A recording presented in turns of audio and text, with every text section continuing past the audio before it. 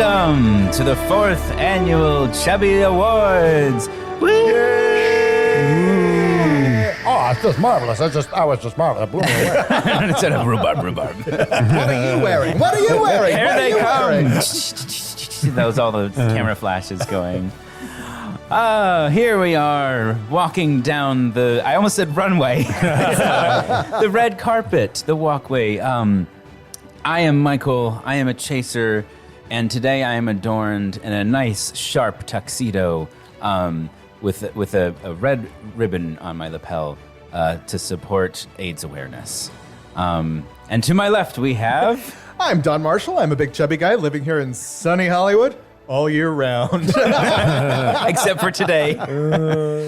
And today I am wearing I'm wearing a pastel tuxedo. Oh, It's fancy. a very conservative cut, but in a very 80s prom non-conservative chic. color. That's right. I love that powder blue on you, Don. Thank you. I can pull it off. Hello, I'm Dan Oliverio, author, public speaker, and chubby chaser, and I'm just absolutely chuffed to be here at the Chubbies. Chuffed, absolutely chuffed. I don't know what that means, but they say it, and I like that. And I am wearing clothes. How dare you? Yes, it's come to that, people. Clothes, actual fibrous. Clothes. I love the idea that you would show up to the Chubbies dressed exactly as you are now, in your pajamas. It's the slippers that put it over the top, I think. Yeah. You're just jealous because yours don't have little fuzzy ears. I'm not even going to pretend that I'm not jealous. I'm totally jealous. Sorry, Trevor. I'm Trevor Keyson. I'm a super chub, and I am wearing 500 yards of bunched tweedle. It's gonna blow. It's gonna blow. And now I'm burning it away, whoosh, to reveal Hunger Games style. Yes, a hot pink latex tuxedo, and it's extra squeaky. Oh yes, I have- like fingernails on a balloon. I have... Well, for those of you who have not been to the Chubbies before, this is our 4th annual edition, where we're celebrating sort of the best examples of bigger and betterness in all forms of pop culture over the past year. What people and organizations and movies and media have represented fat people positively? Yep. And we would like to give them each. I think we have two each. Is that Yes. the tradition? Yes, Yep. we do. 2 each. We each have 2 Chubbies to give out to the people, organizations, et cetera, that we think deserve them the most. Not to say that others don't, but it's an award show. We have to make our selections. Yeah, these are personal choices by each of your 4 judges. And Right. sometimes we are brutal. It's highly scientific in that there is no science to it whatsoever. Science. It's highly scientific in that we haven't even discussed it with each other, so we might even be having some double ups this time. Hopefully not. Dan tried to put a stop to that. I tried to head that one off at the Chubby Pass. But that was way too prepared for any of us. Yeah. Anyway, let's get into it. What are some of our favorite media and people and organizations from last year? Who's going first? I'm happy to lead it off. Okay, Don. I've got a very mainstream choice and a choice that nobody's seen. So I'm going to go with my mainstream choice. And I think there is no other show on TV bringing fat representation quite as well, as smoothly, or without calling attention to it as much as Abbott Elementary. Ooh, yes. I adore this show. I love the writing on it. I love the characters. And I've even discussed it in the past in the fact that it has a question mark chub chaser relationship in it. Yeah. Of a very skinny white guy in a relationship with a bigger black guy, where all of the other teachers observe that he managed to get one of us. He managed to take in a black guy, rather than ever mentioning that he's fat. It just doesn't even come up in the conversation ever. But it didn't even occur to... I'm sorry. I love that scene because the principal's like, black! Yeah. And he's like, actually, it's pronounced Zach. That kind of dazzled me to the point where it didn't even occur to me that 2 of the leads in the show, including the showrunner and show creator, are fat characters on the show. And one of them is not only a fat archetype, but she's also the sexy archetype on the show. Mm-hmm. She is the hot character. For the uninitiated, describe the show a little bit, because I've never Abbott seen it. Elementary is a show about a bunch of teachers in an inner city elementary school trying to bring the best learning experience they can to their students under some of the hardest circumstances around. And it does it in a beautiful, light, enthusiastic, hopeful way that has some of the best representation I've seen on TV since Superstore went under. right? Yeah. It's okay. very natural. Nothing feels shoehorned. The race relations on the show feel very real to me, and often in a really interesting way that I don't think other shows have permission to do. So they did an episode about the white teacher, the skinny white teacher that's in the Chub Chaser relationship, maybe, is teaching a course on Black history. Oh. And one of the Black parents in the school gets upset Yeah. that it's a white teacher teaching it. And eventually, as you go through it, you find that not only is he sort of the best at teaching it, but he's not just doing it during Black History Month. He does it all year round, unlike any other teacher in the school. That's great. And so it brings in different perspectives on race that I think we've seen on TV. And its showrunner Quinta Brunson is a fucking genius. I love her performance on the show. I love the character she creates. And how rare is it to have the showrunner be really, I mean, if not the main character, a main character? I mean, that's unheard of. I don't know of another show like that. Mindy Kaling did that too. But, I suppose that's true. you know, but again, it's when you get into these spaces where it's featuring a minority character, there aren't that many showrunners who can do it. Yeah. So often you're going to see minority showrunners stepping up to bat when that happens. Interesting. You know? Okay. And so I adore everything about that show, and the representation of body diversity on that show is something to be proud of, and I will stand by it. Yay. Yes. What does the relationship look like between the? You said it's a question mark Chub Chaser because I'm assuming they don't ever say anything. Because to I confirm have that. I have no other. They don't discuss him being attracted to him because he's fat. It's just clear that he adores him. That's all. Okay. And you get no sexual histories for either of those characters, so Okay. I don't know what else. They're a couple and they're just different sizes. Yeah, that's it. It's what can't be argued is that it's a mixed size couple. Yeah, Right, exactly. right. Kind of like in Modern Family, Mitch is decidedly not a chaser. Cam just happens to have been like jock body that got fatter, and he loves him anyway. So it could be that, or it could be a Chub Chaser. We just don't know. Yeah, it's I don't just know. never brought up. He has chaser energy to him. I wasn't going to say it. Yeah. I'm He sorry, reads- Trevor.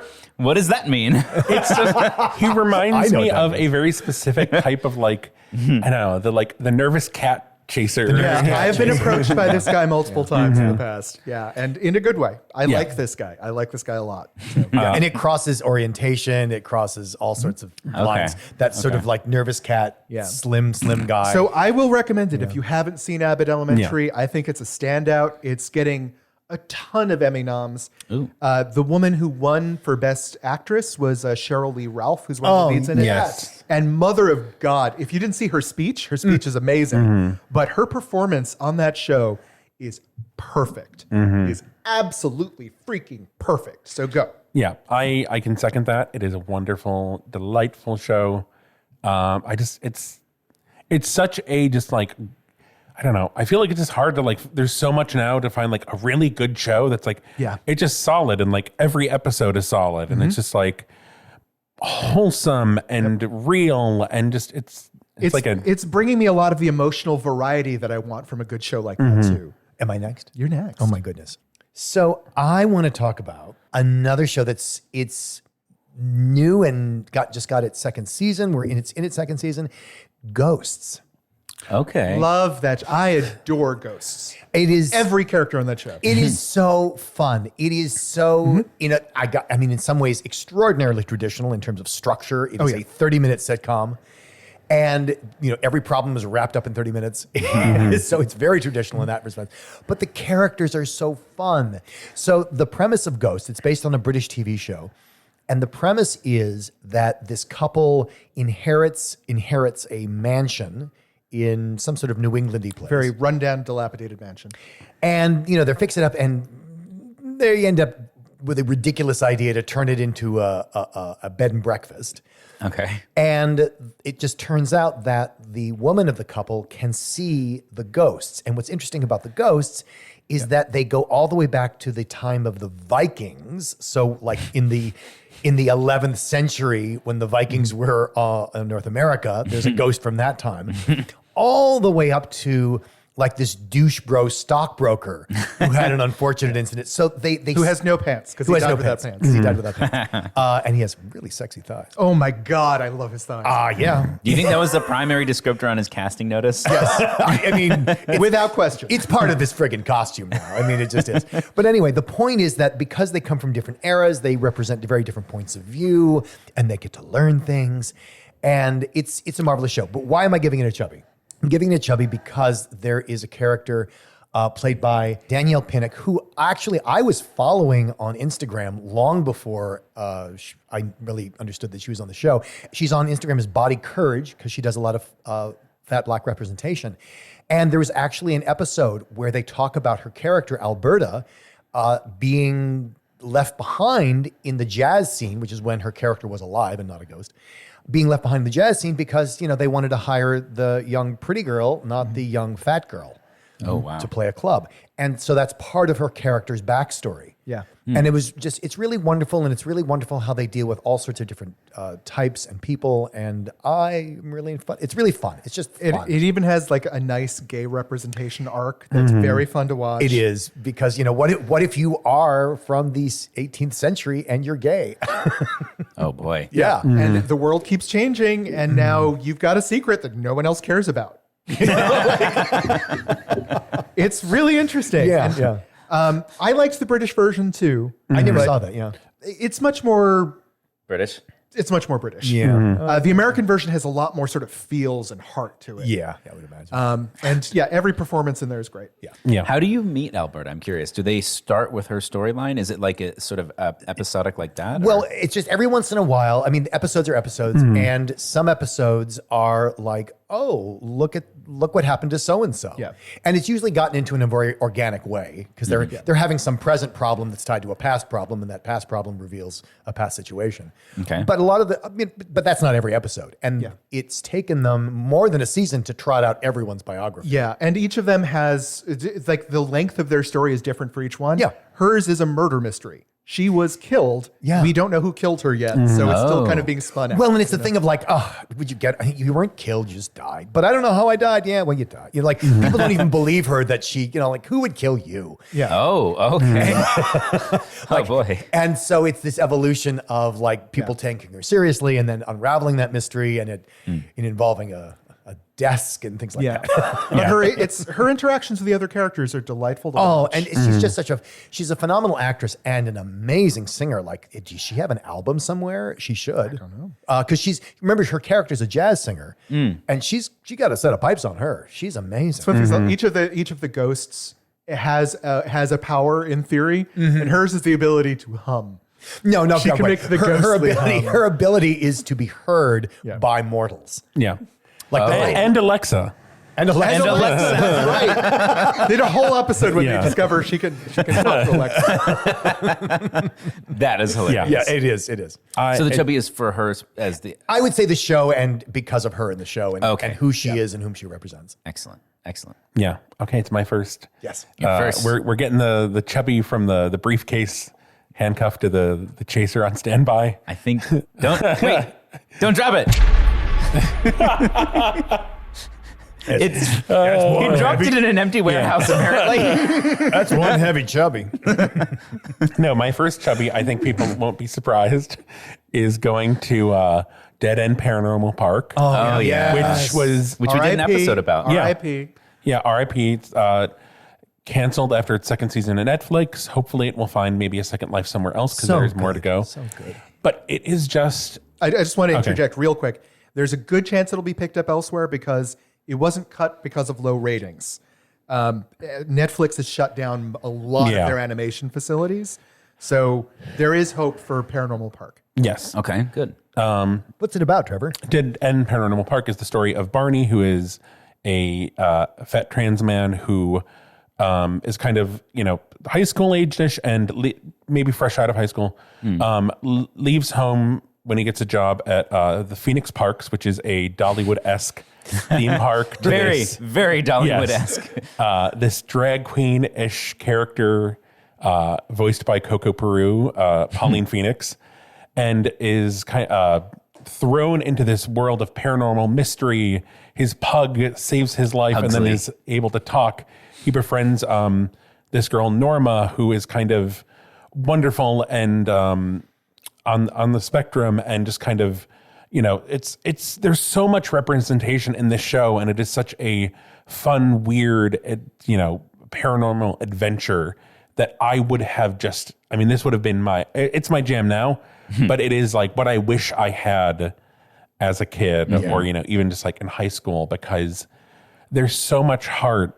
And I am just continually, as you know, I watched the diversity and representation and the themes explored, and you know, in the episode we did about this, we talked about like the analysis of kind of allyship and like what it really is, and you know, pressing people to do better, because there's a scene where his parents come to find him at the park and they're having a meal. And they're, you know, like, we accepted you. What do you want? And he's like, you know, I wanted you to stand up to grandma. Like, I wanted you to not let her say those things to me. And I love it. The second season is fun. There is a fat demon pro wrestler who is helping Barney get into underground demon wrestling. It's just such a delight, and it made me feel more than I thought it would.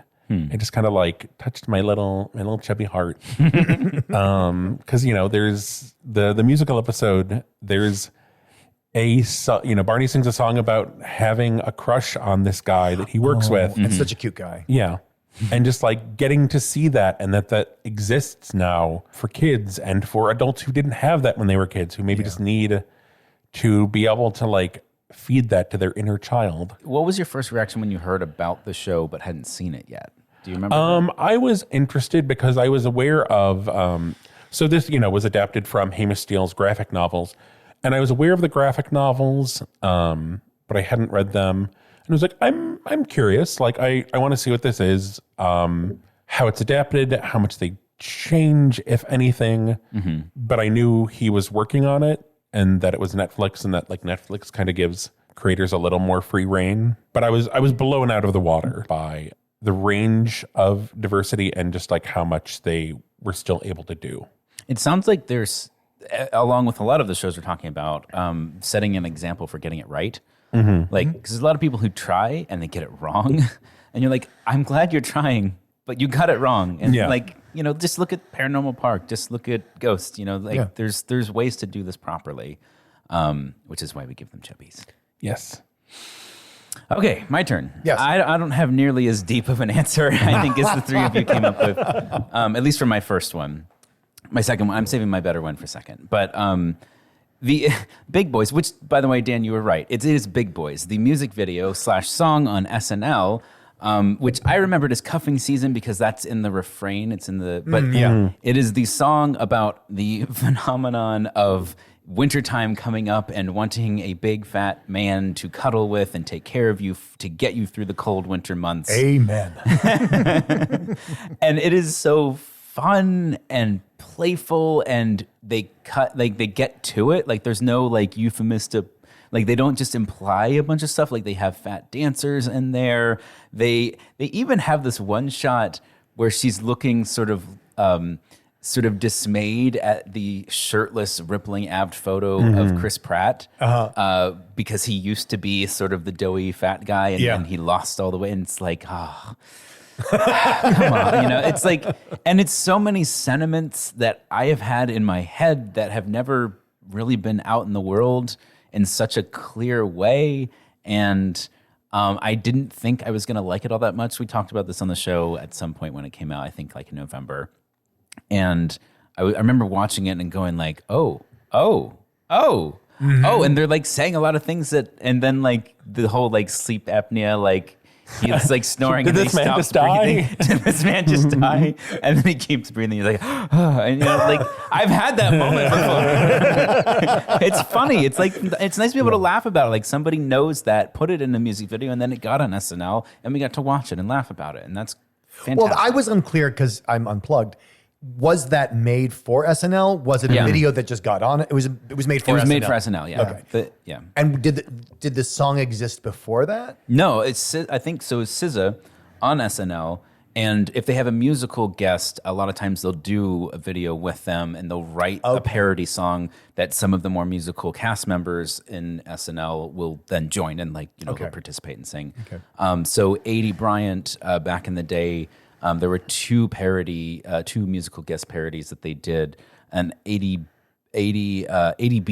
They That's did, and she was all dressed up and doing the Cardi B thing, and that was a lot of fun. But yeah, it's catchy. It's cuffing season. It's fun. There are fat dancers in it, and you get so much joy out of it. So I think they deserve a Chubby. Yay. Well, and something I love to see was, the fat dancers commenting on the YouTube video when SNL posted it, this was so exciting to get to do. I'm like, thank you. yeah. This was just so wonderful to do. That's great. That's heartwarming. Dexter's not the only fat male dancer out there. No, There's more of them. I love Dex. I love Dexter a lot.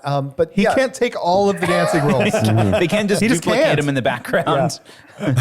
No, I think it was I can't remember what British actress it was. And they were talking about how we could go up for it, but Maggie Smith is going to get it. She's in everything. Yeah, that's true. I like Dexter as Maggie Smith. Okay, Don. All right. Well, for my first one, I went with something that I hope everyone has seen. For my second one, I think I'm suggesting something that no one has seen. Didn't even make our list. Oh boy. Okay. The best thing I saw last year for my representation was Somebody Somewhere on HBO Max.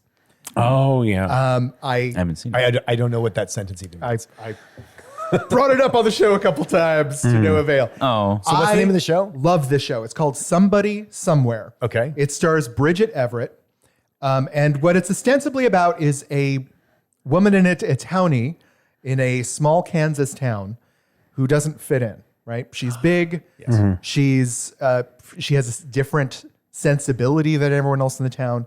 And she has no friends. She's isolated herself, and her sister died the year before. So she is just in this place where she's just lost, has no faith in herself. And then she takes this job that is a shitty-ass job where she reconnects with a gay friend from high school who adores her and remembers her as being the best singer, the most joyous, wonderful singer that he ever knew.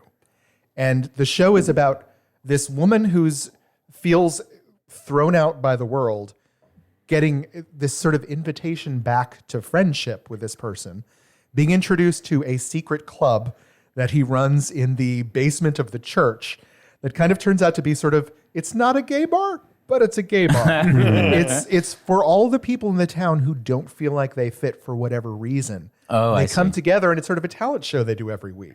And she learns to sing again. And she learns how to accept friendship. She learns how to accept love from other people again. And I feel like for a lot of us, we went through a phase where that's familiar to us, right? And the journey she goes through on that show felt so personal and realistic to my own experiences with that, that I was near tears at the last episode. So Bridget Everett in it is the lead. She plays it with a staggering level of humanity and vulnerability. It's so beautiful. It's created by the Duplass brothers, I think. Oh, they do a lot of good stuff. They always pick really interesting, I don't know. Don't quote me on that one, but I think it was them. I'm pretty sure it was them. Okay. And it was just so completely unexpected. Cannot recommend it enough. That is my grand best in TV Chubby of last year. I highly recommend to everybody. Excellent. Well, congratulations to Somebody Somewhere for their Chubby. Dan, what do you got next? An unlikely choice, I think, for me, maybe. I would like to give a Chubby to Peacemaker. How unlikely. Hey. And particularly Danielle Brooks. So good. Who is a character on the show. So for those who don't know, Peacemaker is you guys know this, DC comic? DC Comics. Which has not had a lot of It's part of the James Gunn run of DC, which was all good. Yeah, and so this is Peacemaker, who's a character, and you've seen him on the big screen and on the small screen. He's again being played by John Cena, and I love this show because it is all about redemption and all about I don't want to be who I've been, and that's just enchanting enough. And how Danielle Brooks comes into it. She plays a character, Leota Adebayo. So basically, she plays Viola Davis's the big bad, big bad good guy, Amanda Waller. Amanda Waller. She plays Her niece. her niece, and so she's on the inside, and she doesn't want to be on the inside, and she's like, I don't want to be here, especially with all these people who are racist and homophobic, and like this is very uncomfortable. But they all have to work together, and it's this story of redemption that is so great. And she is a fat character in a superhero world. Yeah. And One of very few. very few, and she is not. She's not treated as a sidekick. She's treated as someone who is in many ways exemplary. Yeah. And she has her own redemption arc. Like she's got her own shit to work out. And I believe also the character is a lesbian. And so, there's stuff that she's dealing with her relationship and being a mole. And it's just exquisite to see all this mashed together. For the comic book fans out there, my suspicion long term, if this pans out, is that she will become the next Amanda Waller eventually. Okay. Which would be really interesting. Because Amanda Waller started as one of the only fat characters in DC Comics. And then they tried to take that back. When they sort of redid their universe, all of a sudden she was a hot, thin black woman. No, I was not okay with that. I love so the DC animated universe. Amanda Waller is voiced by CCH Pounder. Oh, yes. And it is just such an amazing depiction of the character. I also appreciate that kind of, at least I feel like kind of like maybe a nod to fat Amanda Waller. Cool. It's exciting. Good choice. I think it's a great choice. Congratulations. And I love the dancing at the top of the show, always. Yeah. I never skip the intro because I love the song. I don't know and a single person who skipped that. and I love seeing them dance. That's how I would dance. That's the point of it. If I danced, I would dance like that. As a fun side note, on YouTube, there is a little video where they show them teaching the actors the choreography. Do they really? The woman who did the choreography is, for fuck's sake, resident Alan Tudyk. She's Alan Tudyk's wife. And since she did the choreography under quarantine, there was no one else to help her teach it except for Alan Tudyk. So it's Alan Tudyk and his wife teaching them the dance moves on the video. Well, am I right that they designed the dance moves to be really blocky and was it because of John Cena's limitations or because they wanted to communicate? It was very intentional that this was dance choreography that was supposed to be done by a cast that was not cast for their dancing ability. Right. And she decided to incorporate that in a very visible, obvious way that she thought would be endearing and fun and quirky to watch. It is absolutely that. And I also think it echoes the thing I said at the beginning where these characters are in transformation. Yeah. And they start with, I don't want to be this person. And if you were dancing, I don't want to be this person, and feeling stilted, feeling stilted by who you are being, that's how you would express it physically in dance. That didn't occur to me. That's a really good call. I like that. Yeah. Well, so I want to give my second chubby to the Vienna tourism campaign. Oh, yes. The belly video. What does a belly do in Vienna? Just because the journey I went through in receiving that to watching it, and even the Describe it. so it is, someone sent me the video and I saw like a screenshot of just a belly with legs. And it is No one's ever heard of that the story of this belly feeling unwanted, unappreciated, and going to Vienna to learn to love itself. And it is this montage of this giant belly with like two little stubby legs going around Vienna and seeing the museums and the architecture and the food and reconnecting with his owner at the end. And the guy who got rid of him. Yeah. And it says, you can only indulge when you truly learn to love yourself. I love that message. And it's like such a weird way to execute it, but it's so powerful and it works. And it's comic and it's fun and light and sweet. Yeah. The sweetness was a very pleasant surprise for me. I really liked that. I think there's been so many depictions of like, you know, like I feel like it's almost like the opposite of like when they bring out the wheelbarrow full of fat on like Oprah or whatever, where it's like fat is this like, look at this depiction of fat and how disgusting it is. And it's like, what if you know, loved your fat and you loved your little belly and just showed it the world and shared it with the world. Yeah. And I just love it. It's just like a sweet thing. And I think also seeing like, there's the scene where there's like another guy out to dinner with his belly. Yeah. Yeah. It's not like that's not like our main character is the only belly in the world. It's that he sees the other guy on a date with his own belly because he has they have what he wants. Yeah. Yeah. He wants that relationship with his owner again. Yeah, and I think it is just one of the most bizarre things I've seen, but also like it has stuck with me so much. The thing that struck me about it was that they got like the uncanny valleyness of it went away real fast. Yeah. It does, yeah. Like you first see it, like if you see that screenshot, you're like, oh, what am I looking at right now? Is this CGI? Is this a costume? And then you get, it is a costume. It's a real prop. And then that just immediately melts away by the earnestness. Yeah, like it is really presented completely earnest. I think what you're left with at the end is it's advanced Muppetry. And it's a big belly. It's not like some little Paunch. It's not some paunch we're talking here. Yeah, this is Vienna. Who would have thought? Yeah. Okay, I'm bringing it home with the big one. I want to present a Chubby to bigger city for bigger Vegas. Last year was the first first Chub Chaser event that I'd ever been to. Yeah. And the first bigger Vegas in like 5-6 years. It had been a while because they don't do it annually, and they certainly didn't do it during pandemic. Yeah, yeah. And then, we had initially planned to go to Big Bayou in New Orleans, and that got sort of, and then COVID resurged with Delta, and it was just awful. Really awful. And there was so much disappointment around that, wanting to go and not getting to. And so Bigger Vegas came around and was like, okay, this has got to be it.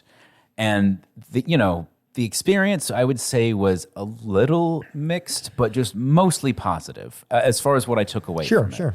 Yeah. And getting to do the live episode with like meeting people who, for whatever reason, like listened to our voices and wanted to be there. And that was like such a like seminal experience that is like locked in my brain now. And it's because we had a venue for it. It's because we got to go to Bigger Vegas. And a bunch of other people went to Bigger Vegas, and it created this space and it created a community that we could then all create something cool and unique out of. Yeah. And I don't know if we'd be like, maybe we could do that on our own in some way.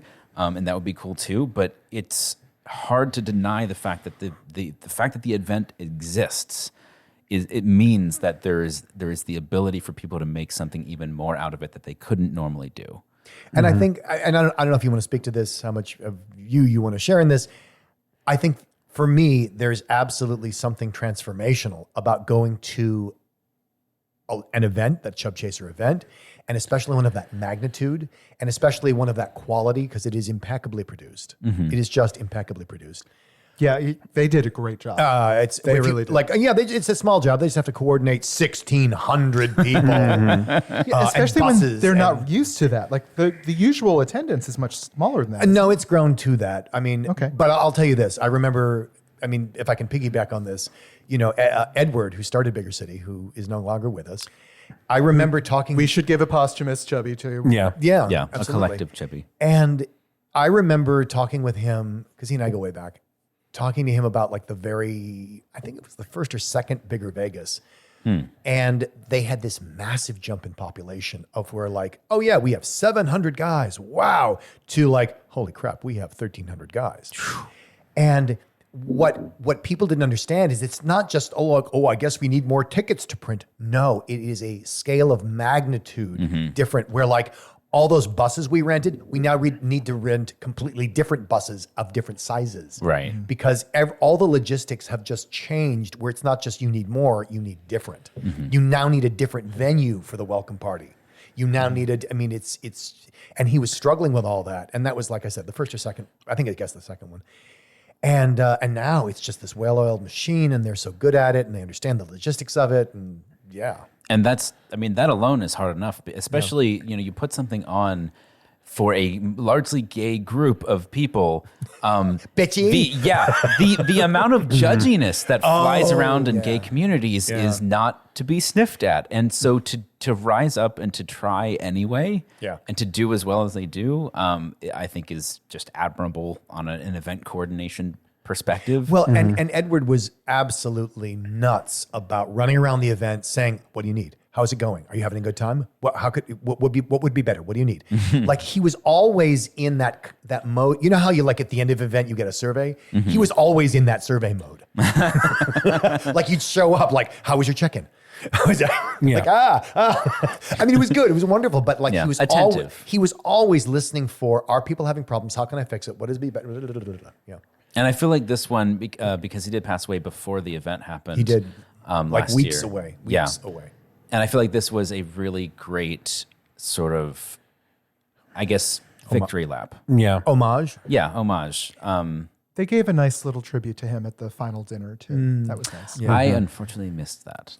Yeah, in fact, for whatever reason, it just was down to timing and my sort of social exhaustion at different points in the days that I think I missed every single, I paid for the like mid-tier or maybe the top tier, whatever. And I didn't do any of the things that I paid for. Yeah. I just spent my time at the event and that was good too. Yeah. Like, I don't regret that. I did it the way that I did it. Michael and I both went together and it was just incredibly memorable, and I want to go to the next one. Mm-hmm. So that concludes the 2023 Chubby Awards. Yay. I feel like I have an applause button somewhere in here, right? Oh, there we go. Oh, you're too kind. You're too kind. It's all for us. Well, on our website, we'll have a list of all the things we kind of compiled during the year of like, ooh, this was the interesting. nominees. Yeah. The nominees, there's a couple things I'll try to denote that like you can't watch because of weird stuff going on right now with streaming where like they just yeeted shows out of existence. Yeah. And a lot of them apparently never coming back. Yeah. Like Thanks, Warner Brothers. The final 2 seasons of Arrested Development are just going to go away into a vault. It's so That's so weird. No. I mean, I think they're going to burn them. It's like they don't get the deduction unless they cease to exist. oh my crazy. God. There was a show, the Gordita Chronicles, which I really wanted to check out, and I like got a week's like it's like okay, it's going away in a week, and it's like I don't have time to watch it. Oh my God. I don't know if it's available for sale. Probably not because of how all this stuff is. Bring So, back DVDs. Yeah. Jesus. R.I.P. They can't take it away. R.I.P. to a lot of great content that is going away. This is why pirating is good sometimes, people. Like pay artists, but also, pirate stuff in case it gets taken away. Save the archive. Do both, basically, is what we're saying. Like, buy it and then pirate it so that you have a copy forever. Yeah. They can't just remove the digital download from your inventory. Let us know if there's anything that we didn't include that you really loved. Or, I'm just gonna say, I'm sorry. I know it was, feels. Don't tell us that. Like, well, the whale was really good, guys. You should have done. Like, I know it's a thing. It's No. Yes, no. But let us know about anything else. Anything that's not the whale. We've had some fun. Yeah. We've had some laughs. And now the Chubbies have wrapped. We'll see you next year. And We have a bit. We do have our I think after Trevor's party. wrapping the oh my show God, up. wait. Trevor's like ending the show. I forgot about the bit. He never makes it to the after party. So the after party here. He's ready for bed, people. Right, so for our after party, we have brought in 4 different offerings. We do not know what the other people have brought. But what we have done is we have taken a movie title and we have fattened the title in some way. Mm-hmm. So, for example, we have taken the movie Batman and changed it into Fat Man. Mm-hmm. And we're going to share those titles with each other and we're going to come up with what that movie is about when you make that change. Who's brave enough to go first? Are we keeping the same marching order? We can if you want. I think so. For consistency, because that matters so much. Okay. So while the iconic movie Father of the Bride has been remade many, many times over many, many decades and for many, many audiences, Many. I'd be curious if we took Father of the Bride and changed it to Fatter Than the Bride. Oh my. Oh God. What would Okay. that movie be, people? Okay. I think I have an idea, but I'm curious what comes to mind for all of you. Well, I think it would help if I knew the plot of Father of the Bride. Do I know a version of that movie? Father of the Bride, it's been remade like 4 times, 5 times. I've lost track, 6 times. It's about the experience of being a father whose daughter is getting married and meeting the groom. going through the process of hiring the staff and actually producing the wedding. From the perspective of the father. Yeah. I think the most famous recent version is Steve Martin is the father in a couple different remakes of it. Okay. I He think just keeps doing them. I think the nasty version is Meet the Fockers or something like. Yeah, that's Meet another the version parents. of it. Yeah. Well, I have seen that. Yeah. Okay. So fatter. very than the similar. bride. I think so. Okay, here's my bumbling pitch because I haven't worked this out yet. So that would be there's just the dream bride, but she has 2 fathers, one of whom is fat, and it becomes kind of a look at the fat father's look at what he wished had been available to him as a gay fat man for a wedding. That's sweet. I like that. And like the problem solving drives up a lot of issues for him. And he does give the bride away, of course, but like he experiences the transformation and the bride's sort of in it tangentially. That's better than Yeah.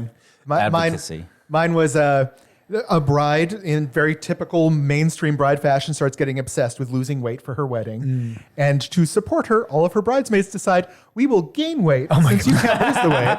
Oh, that's a whole different And so you get this whole like, comedy about 3 women think that trying porn to exists. gain enough weight over the span of a month before the wedding. That would probably make more money than mine, but yes. I like Dan's. Okay. I like Dan's better too. I like Dan so much, I'm just going to pile onto that one. Yeah, I think that's. I don't think that's we it. have time to all come up with individual pitches. What did you bring, Dan? Okay, so I didn't realize that it was about making a pun on the title. You wouldn't think. But I actually decided like what would be a really fun movie that's if there was a totally fat version of it. And I think Michael is going to quell at this. So I was actually alive and well and when the original Star Wars came out. What? Imagine that. I think it was in the 19th century. And I remember like I was a gay kid who didn't know he was a gay kid. And it's like, I just want Luke Skywalker to be my friend.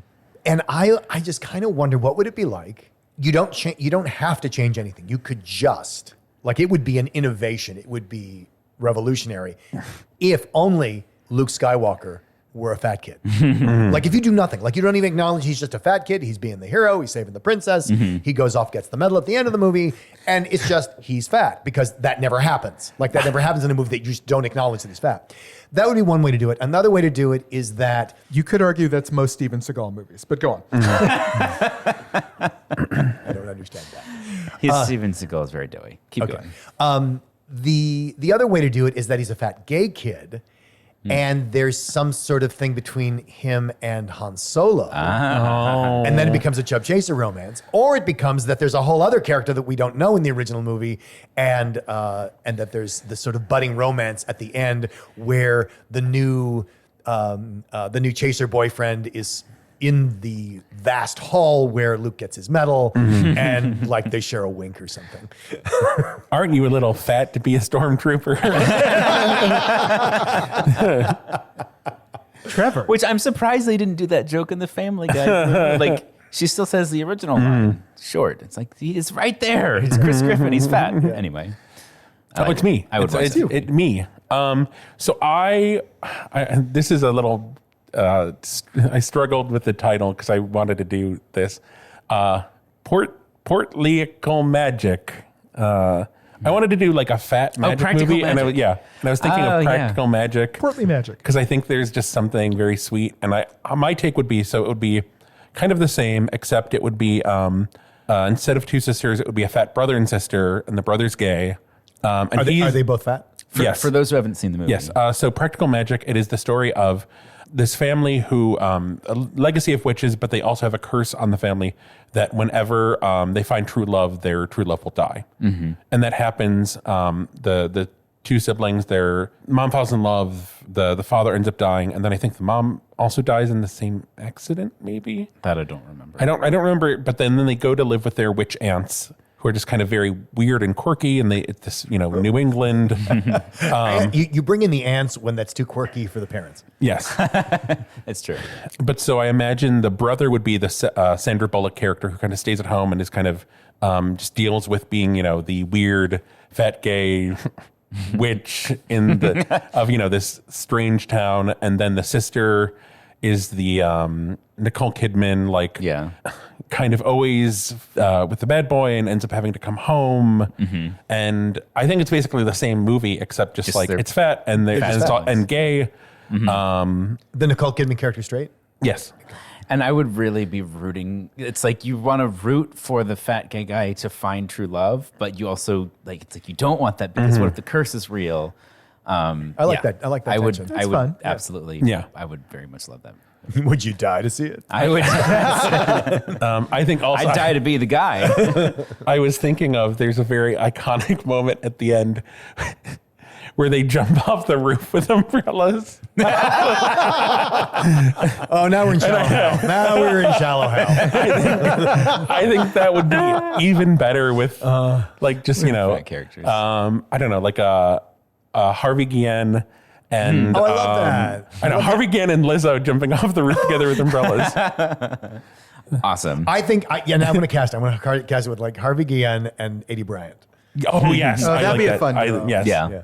All right, Michael, bring us on home. Okay, last one. I think mine is we all watched, I think, Free Guy with Ryan Reynolds, where he plays a non-player character in an online video game. So basically not played by an actual person, just an NPC in the world of the video game who eventually kind of becomes self-aware and starts to understand how the game works because he falls in love with a real person who's playing the game. Oh. And so he realizes in order to win her over, he has to level up and basically level up his character so that he can earn time with her and get her attention. And she's on this quest to try and take down the game system from the inside out, and this whole adventure. But he's a video game character. He can be designed in any different way. Right. And As opposed to Ryan Reynolds and his abs. well, what if? Well, I guess you could take it two ways. And this just occurred to me, so tell me if this is problematic or not. What if it is originally Ryan Reynolds or some thinnified version of a fat actor playing the CGI character, and then it turns out she is a chaser, Oh, I love that. a female chaser, and not interested. And so his version of leveling up is, I'm a video game character. I can look like anything. And so why not look like her ideal It's so funny. partner? It's so because when we were talking about the big boys, one of the things that's important about that video is that it's women talking about how delicious fat men are. If you reverse the genders, people get upset. And what you're talking about works really well. If it's the guy who gains weight for the female chaser, people are like, "Oh, that's so great! Look how many." But if you reverse that, where it's the woman who gains weight for the man, That's warning bells. Yeah. absolutely. And it's an unfortunate circumstance of why that works one way and not the other. But that's a very long way of saying I like this. I could see a really great 80s style montage of him trying out different looks. Oh, totally. yeah. Because he's a video game. He can look like CGI. anything. He can look like anything. And so it's not even about about Is gaining there a weight. sequence like that in the movie? You'd think there would be. It doesn't matter what you look like. You're gonna. I have mean, a he fashion looks show like at some Ryan point. Reynolds. Yeah. He doesn't need to look like anything else for her to be interested. Yeah, I mean, people are watching it to see Ryan Reynolds. Yeah. I love that concept because the world of the video game universe, it opens it up to, it can be anything without having to attach baggage to it. Well, and I like your idea that because that there's this montage, or at least maybe a significant part of the movie, maybe the whole first act of the movie, is trying to find what she finds appealing, and him not getting it because it's not what you expect. And the meta story is that the guy who designed that character, the real person in the movie who designed his character, designed him as an expression of love for her. Oh. And so that's why his video game character is drawn to her. His AI is drawn to her because that's why he exists. Genius. And so if in the real now I world wanna that see this. guy is fat, guess what? You have a perfect Yeah. Yeah. I really want to watch this movie now. You need to make that movie, Michael. Well, listeners, do you think we missed something in the Chubbies? Is there another fat-themed movie that we should have included in our bit? the music that I was supposed to be singing to before is playing now, and I'm like, oh shit. Tell us we're on. No, okay. We're on Instagram and Twitter as @BigFatGayPod. We're on Facebook as the Big Fat Gay Podcast. 5 stars there, 5 stars everywhere, 5 stars all at once. 5 stars into the air and Yes. wherever podcasts exist. Support us on Patreon at patreon.com/BigFatGayPod and see the full list of nominees and compilations and everything at bigfatgaypod.com. Yay. Ha. I screwed the pooch on our big ending musical number, but we did it. We're here. We're made going to it. the after party. We're all in the limo with our. Everyone's got their chubbies and some popcorn and maybe some M&Ms because they're back. And don't drop it, though. Yeah, don't. Oh no, I'm dropping the chubby. Watch out. Watch out.